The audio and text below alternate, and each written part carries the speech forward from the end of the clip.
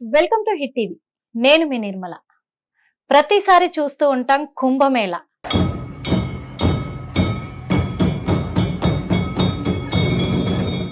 మరి కుంభమేళ అంటే ఎంతో అద్భుతమైన ఘట్టము, అద్భుతమైన కార్యక్రమం అని కూడా చెప్పుకోవచ్చు. ఎందుకంటే అక్కడ లక్షలాది నాగ సాధువులు, లక్షలాది అఘోరీలు అక్కడ ప్రత్యక్షం అవ్వడం మనం చూస్తూ ఉంటాము.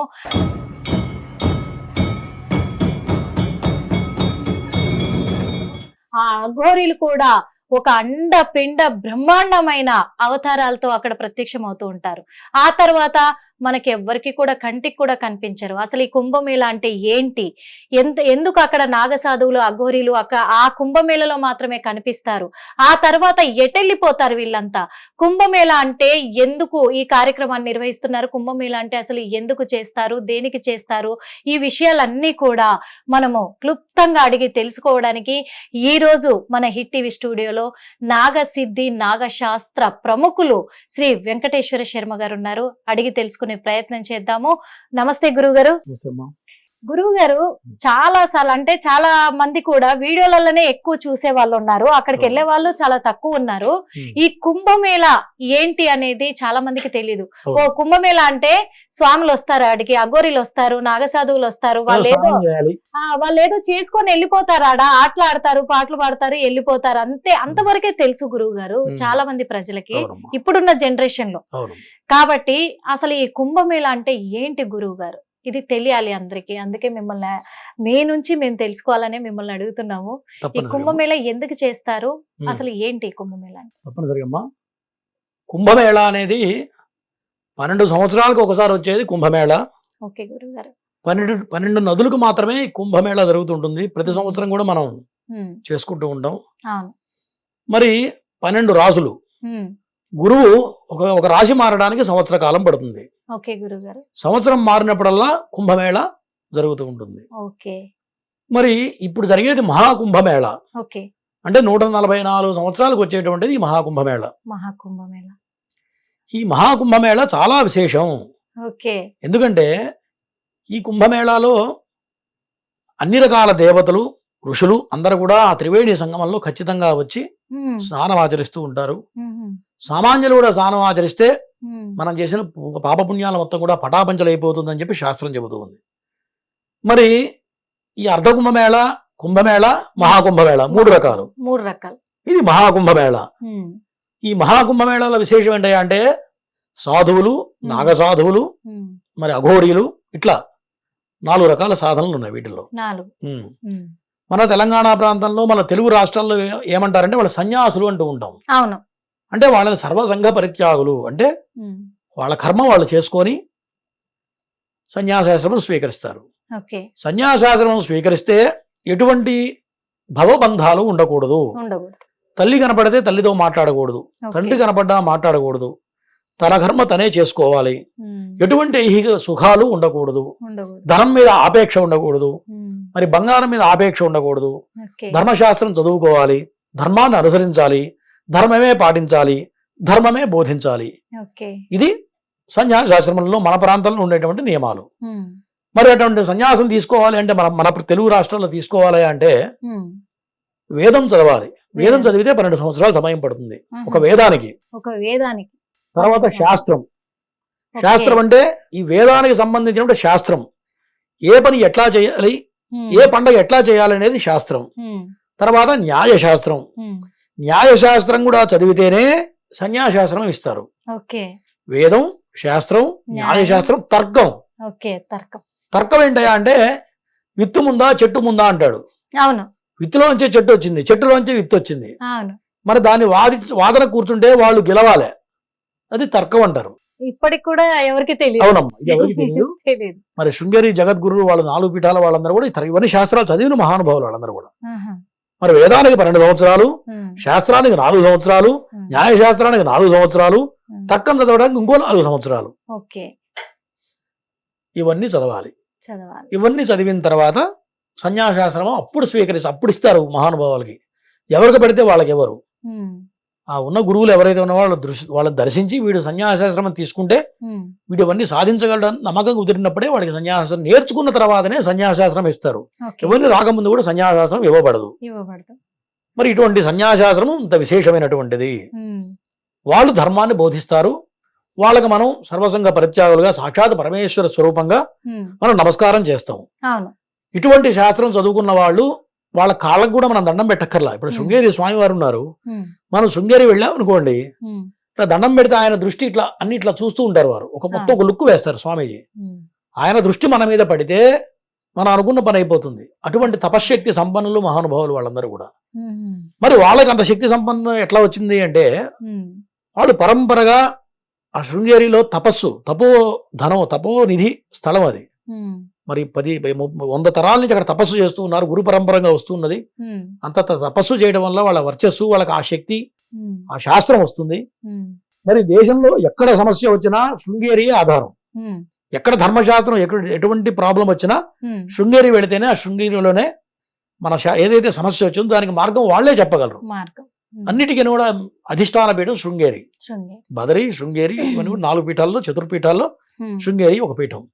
మరి ఆదిశంకరాచార్యులు వారికి పరమేశ్వరుడు ప్రత్యక్షమై 4 శివలింగాలు ఇస్తే ఆదిశంకరాచార్యులు వారు 4 దిక్కుల తూర్పు, దక్షిణం, పడమర, ఉత్తరం 4 దిక్కుల 4 పీఠాలు స్థాపించి ఆ పరమేశ్వరుడు ఇచ్చిన 4 శివలింగాలు పెట్టి అక్కడ షణ్మత స్థాపన చేశారు ఆదిశంకరాచార్యులు వారు. మన దేశంలో ఎన్నో రకాల షణ్మతాలు ఉన్నాయి, 16 రకాల మతాలు ఉన్నాయి. వాటన్నిటిని ఒకటే రకంగా 4 రకాలుగా విభజించారు. ఎట్లా వైష్ణవుడు ఉన్నాడు అనుకోండి, ఇదివరకు వైష్ణవులు శైవులు కొట్టుకునేవాళ్ళు, బౌద్ధులు శైవులు కొట్టుకునేవాళ్ళు, ఇట్లా రకరకాల మతాలు ఉండేవి. అవన్నీ షణ్మత స్థాపన చేసి, నేను స్మార్తుడిని అనుకోండి, మధ్యలో శివలింగం పెట్టుకో, చుట్టూ 4 పక్కల నీకు ఇష్టమైన దైవాన్ని పెట్టుకుని అర్చన చెయ్యి. వైష్ణవుడు అనుకోండి, మధ్యలో విష్ణు శాలిగ్రామం పెట్టుకో, చుట్టూ నీ ఇష్టం ప్రకారం చెయ్యి. ఇంతకుముందు 64 రకాల షోడశోపచార 44 రకాల అర్చనలు ఉండేవి. 64 రకాల సేవ భగవంతుడికి పూజ చేయాలండి. మరి 64 రకాలు అందరం చేయగలమా? బ్రాహ్మడే చేయలేడు. దాన్ని 16 రకాల అర్చనలు దాన్ని తగ్గించారు స్వామివారు. అంటే మానవుడు దేవతార్చన, దేవుడికి అర్చన చేస్తే 16 రకాల ఉపచారాలు చేస్తే సరిపోతుంది అని చెప్పి దాన్ని కుదించి దీన్ని అందరూ కూడా ఆచరించండి అని చెప్పి మన స్వామివారు చెప్పారు. శృంగేరి జగద్గురువులు చెప్పారు. దాన్ని మన ప్రాంతంలో పాటిస్తున్నాం. మరి ఉత్తరప్రదేశ్ అటు పక్క ప్రాంతంలో, యూపీ అటు సైడ్ మొత్తం కూడా ఈ యోగ సాధన, నాగ సాధన, సన్యాసులు, వాళ్ళ సన్యాసం, వాళ్ళ ఆచారాలు వేరు, వాళ్ళ సాధన వేరు. ఒక నాగసాధువు కావాలంటే 48 సంవత్సరాలు సాధన చేయాలి. 48 సంవత్సరాలు వాళ్ళ శాస్త్రం ప్రకారం. దాంట్లో 4 లెవెల్స్ ఉంటాయి. అది గురు పరంపరగా చేసిన వాడే నాగసాధువు అవుతారు. అయితే వాళ్ళకే అతీత శక్తులు ఉంటాయి అంటారు. అవునమ్మా. అంటే ఈ సాధన వేరు, ఆ సాధన వేరు. ఇదంతా కూడా మహావిద్య. ఇదంతా కూడా మన ప్రాంతాల్లో ఉన్నది, తెలుగు రాష్ట్రాల్లో ఉన్నది మొత్తం కూడా మహావిద్య అంటారు. అంటే గణపతి, సుబ్రహ్మణ్యేశ్వరుడు, అమ్మవారు, పరమేశ్వరుడు, ఇట్లా పంచముఖ ఆంజనేయ స్వామి, రాముడు, కృష్ణుడు, ఈ ఉపాసనలు తీసుకొని వీళ్ళు అనుష్ఠిస్తూ వీళ్ళు దైవత్వాన్ని సాధిస్తారు. వీళ్ళు గొప్ప మహానుభావులే, వీళ్ళు ఏదైనా కూడా చేయగలరు, కానీ వీళ్ళు బయటకు ప్రదర్శించరు. ఇప్పుడు ఒక మహానుభావుడు ఉన్నాడు అనుకోండి, నేను మహానుభావుడిని చెప్పుకోవాల్సిన అవసరం ఆయనకు అవసరం ఉంటుందా? అవసరం లేదు. వాళ్ళని దర్శించేంత మాత్రం చేతనే మనకు అద్భుతమైన ఫలితాలు వస్తాయి. మరి వాళ్ళు కూడా అటువంటి సాధనలే, కాకపోతే తేడా. వాళ్ళ తేడా ఏంటంటే వాళ్ళు మనలాగా బట్టలు వేసుకోరు, నాగ సాధువులు. మరి విశేషమైన సాధన చేస్తూ ఉంటారు, మాంసం తింటూ ఉంటారు. అంటే శవాలను తింటే వాళ్ళు కొంతమంది ఉంటారు. మన దాంట్లో ఇటువంటి సాధన లేదు, మాంసం తినకూడదు, కేవలం వెజిటేరియన్ తింటేనే సాధన చేయాలి. మరి అక్కడికి ఇక్కడికి తేడా ఏందయ్యా అంటే అదంతా చలి ప్రాంతం, ఉత్తరప్రదేశ్, అక్కడ శాస్త్రం వేరు, ఇక్కడ శాస్త్రం వేరు. ఇక్కడ మనం గర్భాలయంలో పూజ చేస్తే అర్చకుడు చొక్కా వేసుకుని ఎక్కడన్నా పూజ చేయడం మనం చూసామా? చూడలేదు. కానీ ఉత్తరప్రదేశ్కి వెళ్తే అందరు చొక్కా వేసుకొని అర్చన చేస్తారు. కేదార్నాథ్ వెళ్తే చొక్కా కూడా ఇప్పరు, వాళ్ళు చలికోట వేసుకొని అర్చన చేస్తారు. అంటే ధర్మం మారిపోయింది. దేశ కాల మాన పరిస్థితులను బట్టి ధర్మం మారిపోతూ ఉంటుంది. మరి మన ఆచారం, మన వాతావరణ భూగోళ పరిస్థితులను బట్టి ఆచారం ఇక్కడ ఇట్లా పెట్టారు, అక్కడ ఆ విధమైన ఆచారాలు పెట్టారు. మరి ఈ నాగసాధువులు ఎక్కడో మరి మనుషులు కనపడని ప్రాంతంలో సంచరిస్తూ ఉంటారు. వాళ్ళు అతీతమైన శక్తులు పొంది ఈ మహాకుంభమేళాకు వస్తున్నారు. ఈ మహాకుంభమేళాకు వచ్చి వాళ్ళు బ్రహ్మముహూర్తంలో వాళ్ళు అక్కడ సాధన చేసి, స్నానం చేసి అక్కడే తపస్సు చేసుకుంటూ ఉంటారు. అంటే వాళ్ళ గురు పరంపర ఏదైతే మంత్రాలు వచ్చాయో, వాళ్ళు ఏదైతే అతీత శక్తులు ఉన్నాయో అక్కడ సాధన చేసుకుంటూ. అంటే మీరు చెప్పిన దాంట్లో ఒక చిన్న డౌట్ మళ్ళీ వచ్చింది, ఎందుకంటే ప్రజలకు కూడా డౌట్ క్రియేట్ అయింది స్వామి. ఎందుకంటే 48 సంవత్సరాలు చేస్తేనే ఒక నాగసాధుకి అతీతమైన శక్తులు ఉంటాయి, వాళ్ళు ఏం చేయడానికైనా ఉంటది అన్నారు.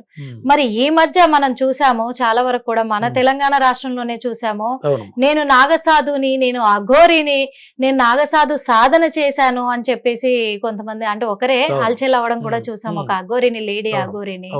మరి తనకెట్లా సాధ్యమైందంటారు? ఎందుకంటే తన వయసు తిప్పి తిప్పి కొడితే ఒక 30 సంవత్సరాలు కూడా ఉండదు, 48 ఏళ్ల సాధన ఎలా చేసిందంటారు గురువు గారు? నేను చెప్పేదమ్మా, దీంట్లో 4 లెవెల్స్ ఉంటాయి.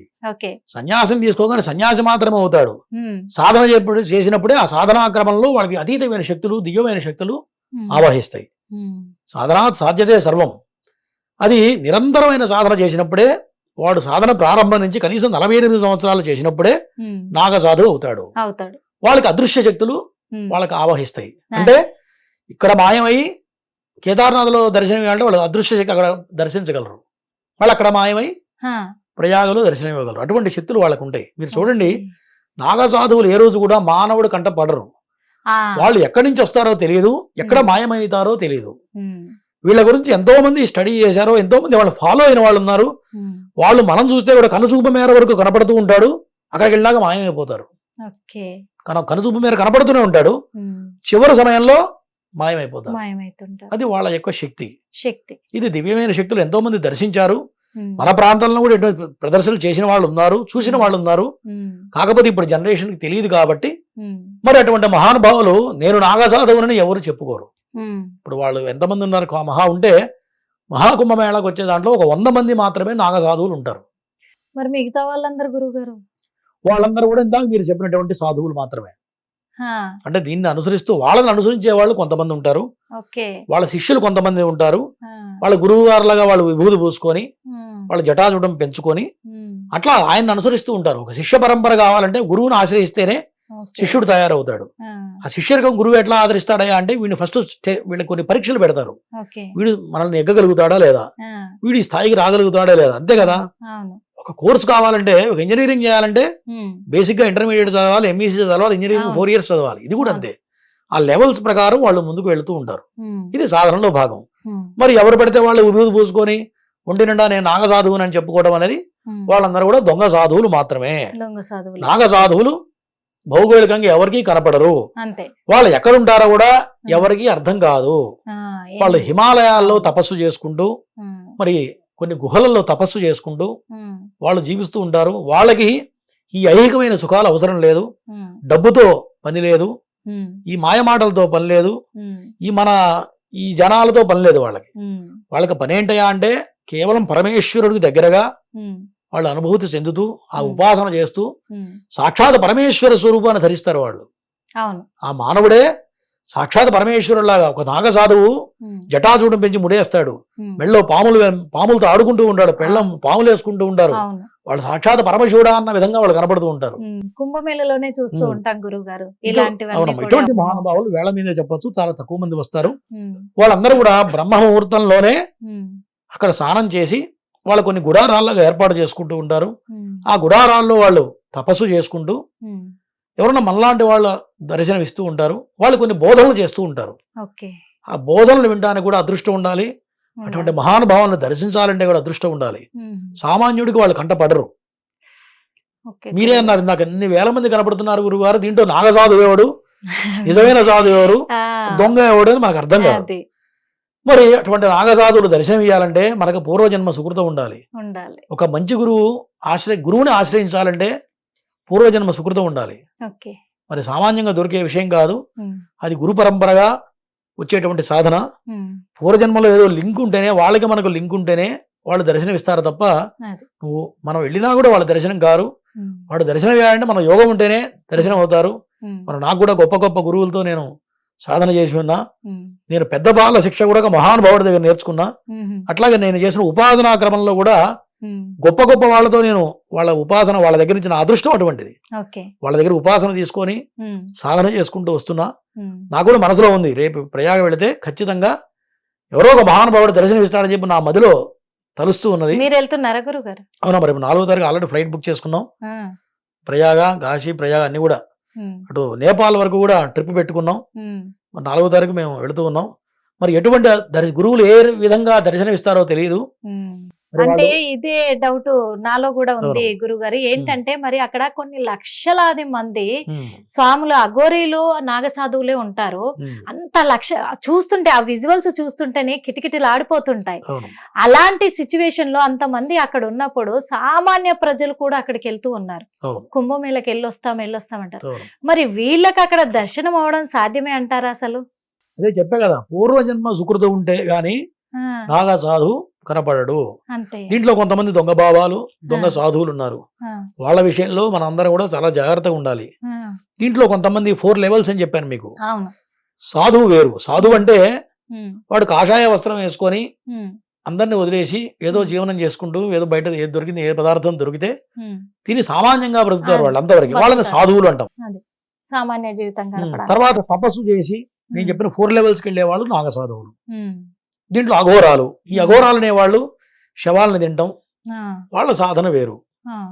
ఈ నాగ సాధువులు వేరు. నాగ సాధువు అనేది టాప్ మోస్ట్ ప్రయారిటీ. అది టాప్ మోస్ట్ 100%. మరి వాళ్ళు కొన్ని గుడారాలు వేసుకొని కొన్ని బోధనలు చేస్తూ ఉంటారు.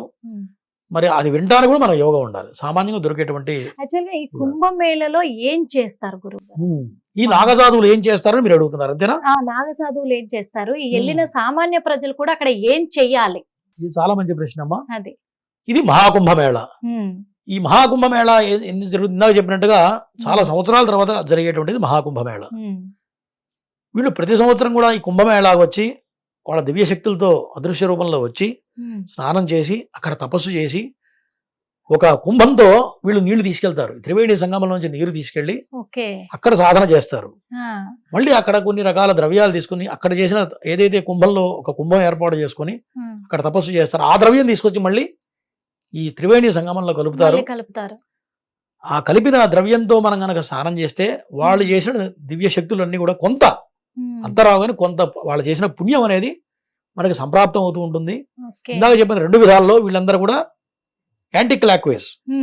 క్లాక్వేజ్ అంటే మహావిద్య, ఇదంతా క్షుద్ర విద్య, క్షుద్రోపాసన లాంటిది. కాబట్టి వాళ్ళు చేసే విన్యాసాలు భయంకరంగా ఉంటాయి. మనం చూస్తే కూడా మనం నిలబడలేము. అది అందరూ తట్టుకోలేరు. అటువంటి ఆ దృశ్యాన్ని మనం తట్టుకోలేము. అటువంటి సాధన ఉన్నవాడు, ఆ దివ్య దృష్టి ఉన్నవాడే చూడగలుగుతాడు అవన్నీ కూడా. అంటే సాక్షాత్ పరమేశ్వర స్వరూపమే వాళ్ళు. వాళ్ళు నడుస్తుంటే చూడండి, సాక్షాత్ పరమేశ్వరుడు నడుస్తున్నాడా అన్న విధంగా కొంతమంది మనం విజువల్స్ చూస్తున్నాం. మన ఇన్స్టాగ్రామ్ లో నేను చూస్తున్నా, సాక్షాత్ పరమేశ్వరులాగా కనిపిస్తున్నాడు నాకు. అటువంటి మహానుభావులు ఉన్నారు.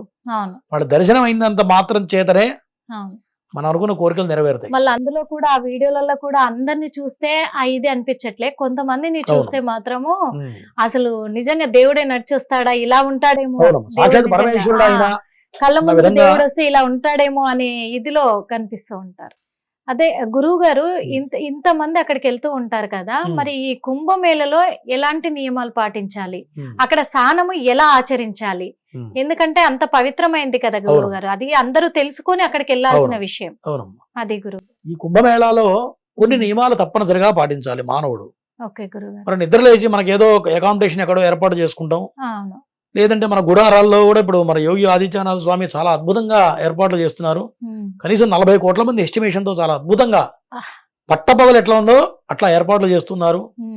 మరి భోజనానికి గాని వసతులకు గాని ఎక్కడ ఇబ్బంది లేకుండా ఏర్పాటు చేశారు. ఆడవాళ్ళు చీర మార్చుకుంటానికి కూడా చాలా అద్భుతమైన ఏర్పాట్లు చేశారట. మరి స్నానానికి దిగిందా నేను చెప్పిన గంగ ఒరవడి చాలా ఉంటుంది. ఎటువంటి ఇబ్బందులు లేకుండా కొన్ని నీళ్లలో కొన్ని రోబోట్స్ పెట్టి ఆ రోబోట్స్ ద్వారా ఎటువంటి ప్రమాదాలు జరగకుండా కొన్ని ఏర్పాట్లు చేశారు.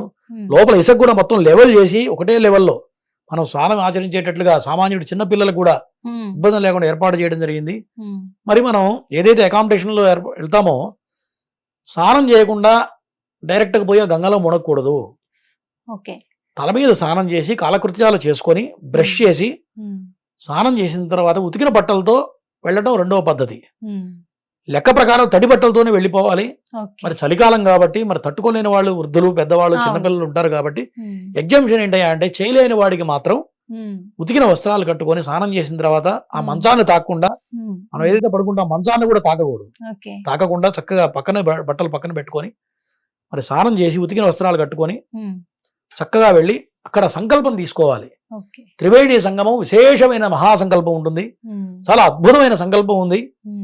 ఆ సంకల్పం బ్రాహ్మడి ద్వారా చెప్పించుకొని, డబ్బులు పోయినా పర్వాలేదు కానీ బ్రాహ్మడి ద్వారా సంకల్పం చెప్పించుకొని అప్పుడు స్నానం చేయాలి. ఏదో ఒక 3 మునగలు వేస్తే అది ఫలితం రాదు.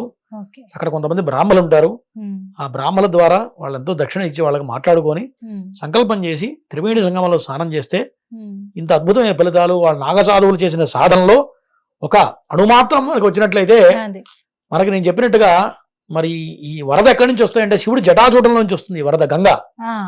మరి ఆ గంగ మరి కేదార్నాథ్, బద్రీనాథ్ అంతా మొత్తం తిరిగి వచ్చేటువంటి గంగ. ఎంత ఉరవడి అంటే మీరు చూశారో లేదు, నేను చూశాను. మనిషి ఇట్లా పట్టుకోపోతే మనం కొట్టుకొని వెళ్ళిపోతాం కూడా. మనిషి అంత ఉరవడి, సౌండ్ భయంకరమైన శబ్దం చేస్తూ ఉంటుంది గంగ. గంగకున్న వేగం ఏ నదికి లేదు, అంత అంత వేగవంతమైనటువంటి గంగ. దాంట్లో మరి కావేరి, గంగా 2 కలిసి ఉంటాయి. దాంతోపాటు త్రివేణి సంగమం, సరస్వతీ నది అంతర్వాహినిగా ప్రయాణిస్తూ ఉంటుంది. మరి 3 నదుల సంగమమే త్రివేణి సంగమం. మరి ఈ రకంగా చక్కగా నియమనిష్టములతో పాటించి ఆ స్నానం చేయడం. మరి ఇటువంటి మహానుభావులు ఈ నాగసాధువులందరూ కూడా కొన్ని చోట్ల గుడారాలు వేసుకొని వాళ్ళు కొంత భజనలు, కొంత వాళ్ళు కొన్ని స్పీచ్లు ఇస్తూ ఉంటారు వాళ్ళ సాధన ద్వారా. మరి మహానుభావులను దొరికితే వాళ్ళు చెప్పే భజన చేయటము, వాళ్ళతో కొంతసేపు మనం ప్రయాణించడం, కొంతసేపు మన సమయాన్ని వాళ్ళకి వెచ్చించి వాళ్ళు చెప్పే మంచి మాటలు విని, అంటే మోసపోకుండా. మళ్ళీ దీంట్లో కొంతమంది మోసగాళ్ళు, దొంగ సాధువులు ఉన్నారు, అది గమనించుకోవాలి. వాళ్ళు చెప్పే జ్ఞానాన్ని మనం స్వీకరించి దాన్ని పాటిస్తే అద్భుతమైన ఫలితాలు వస్తాయి. మనం చేసిన పాపకర్మలన్నీ కూడా పటాపంచలైపోతాయి. ఇప్పటి వరకు ఏదైతే మనం మహాపాపాలు చేసామో అవన్నీ కూడా పటాపంచలైపోతాయి. ఎక్కువ శాస్త్రం ఏం చెప్తున్నాయంటే, దీంతో పాటు ఖచ్చితంగా త్రివేణి సంగమంలో స్నానం, కాశీలో స్నానం, ఇవన్నీ కూడా తప్పనిసరిగా చేయాలి. అదైతే నిజమే గురుగారు. ఎందుకంటే మంచి నియమాలు చెప్పారు. ఇప్పుడు చాలా మంది కూడా మహాకుంభమేళకి వెళ్ళాలి అనే ఇదితో ఉన్నారు కాబట్టి ఈ నియమాలు చాలా అవసరం వాళ్ళకి. ఖచ్చితంగా ప్రతి ఒక్కరు కూడా చూడాల్సిన, తెలుసుకోవాల్సిన నియమాలు. ఇది ఇట్లా పెడితే గురువు గారు, వాస్తవంగా అంతమంది లక్షలాది మంది నాగసాధువులు, అఘోరీలు ఆ కుంభమేళలో ప్రత్యక్షమవుతారు. ఆ తర్వాత వీళ్ళు ఎక్కడికి వెళ్ళిపోతారంటారు గురువు గారు? అసలు చాలా మంచి ప్రశ్న. వాళ్ళకి అదృశ్య శక్తులు ఉంటాయి. అదృశ్య శక్తులు, ఈ అదృశ్య శక్తులు ఇప్పుడు కాలంలో ఎవరికి తెలియదు. అది నమ్మరు కూడా గురువు గారు, ఇప్పుడు కాలంలో ఎవరికి తెలియదు. మా నాన్నగారు లాంటి వాళ్ళు ప్రత్యక్షంగా ఆ ప్రదర్శించిన వాళ్ళు చూశారు. మా నాన్నగారు చెప్తే నేను విన్నాను. మా నాన్నగారు 1977లో శతచండీ యాగం, మహారుద్రయాగం చేశారు. మరి బాపట్ల, చీరాల దగ్గర బాపట్ల ఒక ఆయన మహానుభావుడు ఉన్నాడు. ఆయన చాలా తపశ్శక్తి సంపన్నులు. ఆయన మన కంచి పరమాచార్య ఇద్దరు కూడా సమకాలీకులు, ఒకటే వయసు వాళ్ళు, చాలా గొప్పవాళ్ళు. ఆయన దగ్గరికి వెళ్ళి, స్వామి ఇట్లా నేను శతచండీ మహారుద్రయాగం చేస్తున్నాం, మీ ఆశీర్వచనం కోసం వచ్చామండి అంటే ఆయన అన్నారట ఆ రోజున, నేనేమి ఇస్తారా, నేను సన్యాసిని, నేనేమి ఇవ్వగలను అని చెప్పి. ఆయన ఎటువంటి మహానుభావుడు అంటే, ఆయన భోజనం చేస్తుంటే బాలా త్రిపుర సుందర అమ్మవారు వచ్చి ఆయన కంచంలో పట్టుకొని, విస్తట్లో పట్టుకుని అమ్మవారు తింటుండేది. ఆయన తినేయకుండా కూర లాక్కోవడం, విస్తర లాగడం, ఇట్లా డిస్టర్బెన్స్ చేస్తే అమ్మవారికి ఇంకో విస్తరేయండి అని చెప్పి అమ్మవారికి విస్తరేయించి ఈయన భోజనం చేసేవాడు. ఆయన ఎటువంటి దరిద్రాన్ని అనుభవించాడంటే, తినడానికి తిండి లేక దైవాన్ని నమ్మి, దేవుడు ఎప్పుడు ప్రత్యక్షం అవుతాడే అంటే సామాన్యంగా ప్రత్యక్షం కాడు, అమ్మవారు గాని దైవం గాని ప్రత్యక్షం కాదు. తినడానికి తిండి లేకపోతే నీరు నివేదన పెట్టి ఆయన స్వీకరించిన రోజులు ఉన్నాయి ఆ మహానుభావుడు. తిండి లేకపోతే, అమ్మవారి నివేదన లేకపోతే, అమ్మా ఈ రోజు ఇదే ప్రసాదం అని చెప్పి నీరు నివేదన పెట్టి తాగి ఆయన ఉపాసన చేస్తే అమ్మవారు ప్రత్యక్షమై చుట్టుపక్కల ఊళ్ళ నుంచి బండ్లు కట్టుకొని తెచ్చి మొత్తం అక్కడ పెట్టి జనాలు తీసుకొచ్చి పెడితే ప్రతినిత్యం కూడా అక్కడి నుంచి ఆ రోజు నుంచి ఆయన సంతర్పణ, ఎన్ని వందల మంది వచ్చినా కూడా అందరికి భోజనం పెట్టడం ఆయన ఆశ్రమంలో. అటువంటి మహానుభావుడు. ఇంకో విశేషం చెప్పాలి. మరి బాపట్ల మన పొన్నూరులో పెద్ద ఆంజనేయ స్వామి గుడి ఉంది. స్వామివారు కనీసం 50 అడుగుల ఎత్తు విగ్రహం. ఒక 50 ఏళ్ల క్రితం ఆ ప్రతిష్ఠ జరిగింది. ఆ విగ్రహం తీసుకొని వస్తే మట్టిలో కూరుకుపోయింది బండి, 4 చక్రాల బండి కదలట్లేదు. కదలకపోతే అప్పట్లో నేను చెప్పిన మన కంచి పరమాచార్య గారు మహానుభావుడు, స్వామి ఆయనకు ఫోన్ చేసి ఇట్లా బండి కూరుకుపోయిందండి, ఎంత లాగినా రావట్లేదు, స్వామి ఏదైనా ఉపాయం చెప్పండి అంటే, మీరు ఎక్కడికి వెళ్ళక్కర్లేదురా, అక్కడ ఆయన మహానుభావుడు ఉన్నాడు, ఆయన దగ్గరికి వెళ్ళండి, ఆయన వచ్చి ఒక అష్టోత్తరం 108 సార్లు గాయత్రి చేసి అక్కడ ధారపోస్తే బండికి వదులుతుందని చెప్పగానే ఆయన శక్తి ఇప్పుడు అందరికీ తెలిసింది. అందరూ ఆయన దగ్గరికి వెళ్ళి, స్వామి మీరు ఇట్లా చెప్పారు పరమాచార్య వారు, మీరు రండి అంటే ఆయన వచ్చి 108 సార్లు గాయత్రి చేసి ఇట్లా నీళ్లు వదిలిపెట్టగానే బండి పరిగెత్తింది. మరి అన్ని కూడా మన ధర్మం శాస్త్రం ఇప్పుడున్న జనరేషన్ లో అందరు తెలుసుకోవాల్సినాయి గురువు గారు వాస్తవం. అంటే తపశ్శక్తి అంత గొప్పది. అంతే. అప్పటిదాకా ఎడ్ల బండ్లు పెట్టి లాగినా, ట్రాక్టర్లు పెట్టి లాగినారా అని ఎంతో వందల మంది పెట్టి నెడితే కూడా కదలంటే వాహనం ఆయన 108 గాయత్రి చేసి ఇట్లా చేయగానే కదిలింది. అట్లాగే దైవలీలే అనుకోవాలి కదా. అవునమ్మా, ఆయన మహానుభావుడు. ఆయన కాలం చేసిన చనిపోయిన తర్వాత అమ్మవారి జ్యోతిలో ఆయన దహనం చేసిన జ్యోతి, దాంట్లో అమ్మవారి ఇట్లా రూపం ఆకాశంలోకి వెళ్ళిపోయింది, అందరికీ కనపడింది. చాలా ప్రముఖ పత్రికల్లో కూడా వచ్చింది అది. వచ్చింటది గురుగారు. ఎందుకంటే చాలా మంది అప్పుడు కొంతమంది విజువల్స్ కూడా వేయడం కూడా జరిగింది. వాస్తవం ఇదైతే.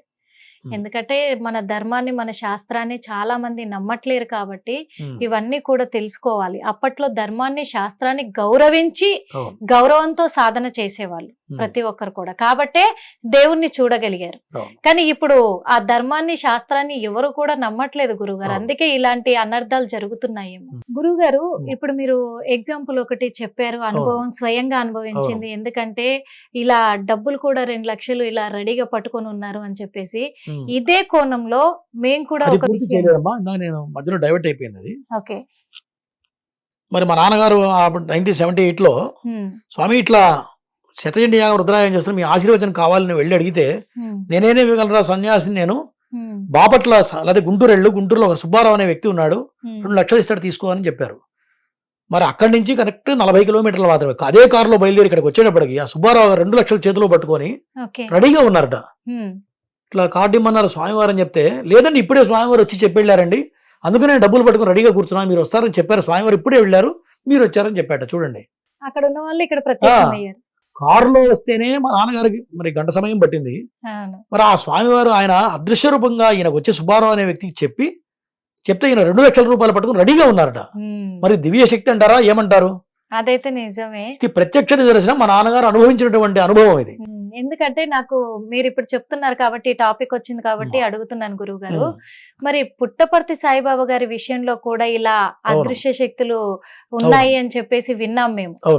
అలా మీరు అనుభవించింది ఏమన్నా, మీ అనుభవం కొద్ది ఏమన్నా చెప్పండి గురువు గారు. పుట్టపర్తి మరి సత్యసాయిబాబా వారు ఆయన కూడా చాలా గొప్ప మహానుభావుడు. నేను చెప్పిన యోగ సాధనలో ఆయనకు కొన్ని రకాల దివ్య శక్తులు ఆయన దగ్గర ఉన్నాయి. ఎటువంటి శక్తులు ఉన్నాయా అంటే, ఆ రూమ్ లో ఒక వస్తువు ఉంటే ఇట్లా చేయబెడితే చేతిలోకి వచ్చేస్తుంది ఆయనకి. అటువంటి తపశక్తి సంపన్నుడు ఆయన. మరి ఆయన మనం చూసాం, నోట్లోంచి లింగాలు తీయడం, ఇట్లా చేతిలోంచి విభూతి తీయడం, మరి బంగారు గొలుసులు తీసివేయడం, ఇవన్నీ కూడా సాయిబాబా వారు చేసేవారు ప్రత్యక్షంగా. కానీ కొంతమంది అప్పట్లో బాగా ఎలిగేషన్స్ చేశారు కూడా, ఇదంతా అబద్ధం, ఏదో మాయా మంత్రము అని చెప్పేసి. అంటే అమ్మా, మంచి దగ్గర చెడు ఖచ్చితంగా ఉంటుంది, నెగిటివ్ నోట్తో పాజిటివ్ ఉంటుంది. మరి ఎట్లా నెగిటివ్ చేయాలనేటువంటి ఈ కలి ప్రభావం వల్ల పెద్ద గొప్ప మహానుభావులే అనుభవించారు. ఆయన కూడా తపశక్తి సంపన్నుడు తప్ప ఎవరికి అతీతులు కారు కదా. రామచంద్రమూర్తి మరి అరణ్యానికి వెళ్ళిపోయారు. మీరు సత్యసాయి బాబా గారిని చూసారమ్మా, చూసారు. ఈ సత్యసాయిబాబా గారి గురించి, ఈ సత్యసాయిబాబా గారు కూడా ఫస్ట్ నేను బాబా గారు నమ్మేవాడిని కాదు. నా కల్లో కనపడి 2006లో కల్లో కనపడి, నీకేం కావాలో నువ్వు రా, నేను నీకు ఇస్తా, నువ్వు రా అని చెప్పి 2-3 సార్లు నా కల్లోకి వచ్చారు. అప్పటిదాకా నేను సత్యసాయిబాబా నమ్మేవాడిని కాదు. ఆ సమయంలో ఒక ఆయన నాకు సత్యసాయిబాబా వారి భక్తులు కనపడ్డారు. ఇట్లా కనపడ్డారండి బాబా గారు అని చెప్తే, స్వామివారు పిలుస్తున్నారండి, మీరు ఫస్ట్ రండి అని చెప్పి, ఆయన సత్యసాయిబాబా భక్తులు వెంటనే నన్ను దగ్గరుండి నన్ను తీసుకెళ్లారు. ఆయన తీసుకెళ్లిన తర్వాత నన్ను, నా పిల్లల్ని కూడా ఆశీర్వదించడం జరిగింది. జన్మలో అంతకంటే అదృష్టం ఆయన చేస్తూ నాకు ప్రసాదం ఇవ్వడం జరిగింది. మరి అది ఆయన దర్శించిన తర్వాత 2-3 సంవత్సరాలకి స్వామివారు కాలం చేశారు. మరి ఇదే సత్యసాయిబాబా వారు 60స్లో మా నాన్నగారు ఒక సభకి వెళ్ళారు, వేద సభకి వెళ్ళారు. ఆ వేద సభలో కంచి పరమాచార్య వారు, నేను చెప్పిన కంచి పరమాచార్య ఆ వేద సభకు వచ్చారు. ఆయన అప్పట్లో అంతా సంచరిస్తూ ఉండేవాడు. కంచి పరమాచార్య ఎంత గొప్ప మహానుభావుడు అంటే, ఆయన దేశం మొత్తం కాశ్మీర్ నుంచి కన్యాకుమారి వరకు బండి ఎక్కకుండా నడుచుకుంటూ తిరిగారు 2 సార్లు. 90 సంవత్సరాల వయసులో కూడా ఆయన ఒక ఎద్దుల బండి మీద చెయ్యేసి నడవలేని పరిస్థితుల్లో కూడా కాళ్ళకి చెప్పులు లేకుండా పావు కోళ్లతో మరి కాశ్మీర్ టు కన్యాకుమారి 2 సార్లు పాదయాత్ర చేశారు. ఆయన పేరు నడిచే దేవుడు అని పేరు. మరి ఆయన పుస్తకాలు కొన్ని ఉన్నాయి. ఆయన చెప్పిన పెద్ద మిరాకిల్స్ చేశారు. ఆయన నడిచే దేవుడి పేరు కూడా మన గూగుల్లో కూడా వస్తుంది. చాలా ఆయన చేసిన మిరాకిల్స్ మొత్తం కూడా ఇప్పటికి ఎంతో మంది అనుభవించి ప్రత్యక్షంగా చూసిన వాళ్ళు ఉన్నారు. ఇప్పుడు జనరేషన్ తెలియకపోవచ్చు. ఉమ్, ఒక 40 సంవత్సరాల క్రితం బ్యాక్ జనరేషన్ అందరూ కూడా తెలుసు ఆయన మహిమలు. ఉమ్, ఆయన వేద పండితులు సభకు వస్తే ఈ సత్యసాయి బాబా వారు కూడా వచ్చారు. ఉమ్. ఆయనకి పాదపూజ చేయడానికి ఇట్లా గాల్లో ఇట్లా అని వెండి పళ్ళెం తీశారు.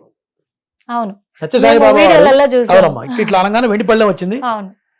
స్వామివారి ముందు పెట్టి పాదపూజ చేయడానికి వచ్చారని చెప్పి ఉమ్, పెట్టారు. పక్కన జయేంద్ర సరస్వతి ఈ మధ్య కాలంలో కాలం చేశారు. ఉమ్, ఆ కంచి పరమాచార్య శిష్యులు ఈయన. స్వామివారం నా ముందు నీ గారడ విద్య అంటే ఇట్లా అన్నారు ఆయన.